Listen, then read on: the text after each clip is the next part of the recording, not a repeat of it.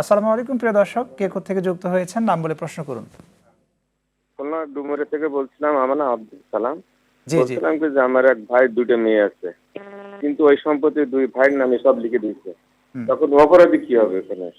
সেটাই আপনার ইসলামের দৃষ্টিতে কে আইন আছে এটাই? আপনি প্রশ্নটি আবার করুন, আমাদের সাহেব প্রশ্নটা আপনার বলছি বোঝেনি। আমার এক ভাইয়ের দুইটা মেয়ে, জি। কিন্তু ভাইয়ের যে সম্পত্তি আছে ওই আমার দুই মেয়ের নামে লিখে দিচ্ছে। হুম হুম হুম। কিন্তু ওইখান থেকে ইসলামের দৃষ্টি থেকে আমার ওই ভাই অপরাধী হবে?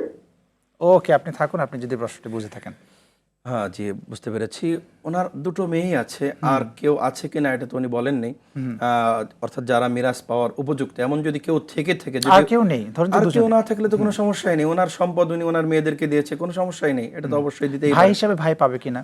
না, সেটা তো যখন ভাইয়ের হিসেব তো পরে, আগে যদি নিজের সন্তান থাকে উনি সন্তানকে দিয়েও দিয়েছে। সন্তান সন্ততি। যদি একটা হলো উনি যদি না দিয়ে যেতেন এবং না লিখে দিতেন, পরক্ষণে আমরা মিরাসের হিসাব পরে বন্টন করতাম। কিন্তু একজন যার সম্পদ আছে তার কিন্তু এটা রাইট আছে তার সন্তানদের মাঝে সম্পদগুলো বন্টন করে দেওয়া। এটা জি, আমরা দেখুন, আমরা একটা কথা আলোচনা করছিলাম, সেটা হলো খারাপ অসৎ সঙ্গী যদি কেউ নির্বাচন করে ফেলে, যেই সঙ্গী আমাকে কোরআনের পথে চলতে দেয় না, কোরআনের পথে থাকতে দেয় না, এমন অসৎ সঙ্গ কিন্তু আমাদেরকে পরিহার করতে হবে।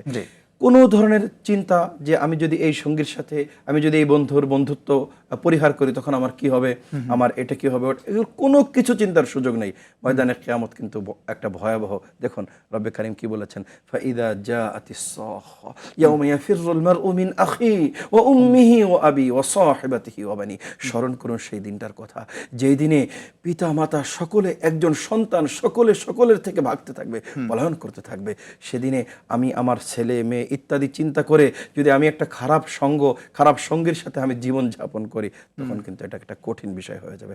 এজন্য আমাদেরকে অবশ্যই যে কোনো সঙ্গী নির্বাচন করার ক্ষেত্রে ওই হাদিসকে ফলো করতে হবে।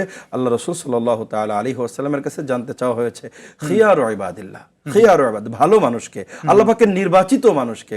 আল্লাহ রাসূল বলেছেন, আল্লাযীনা ইযা রুউ যুকিরাল্লাহ, যাকে দেখলে আল্লাহর কথা স্মরণ হয়।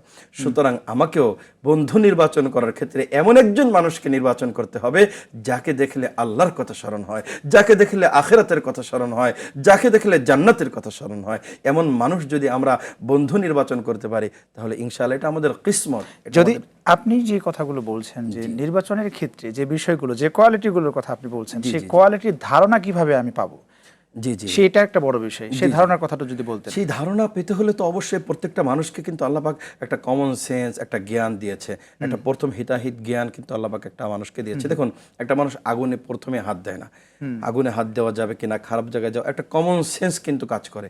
কিন্তু এই প্রথমেই একটা মানুষ অপরাধ করতে করতে তখন একটা পর্যায়ে মানুষ একেবারে নষ্ট হয়ে যায়। কিন্তু প্রথম অবস্থায় একেবারে সূচনা লগ্নেই আমাকে চিন্তা করতে হবে যে আমি এমন কোনো মানুষের সঙ্গী না হই যে মানুষটা আমাকে কুপথ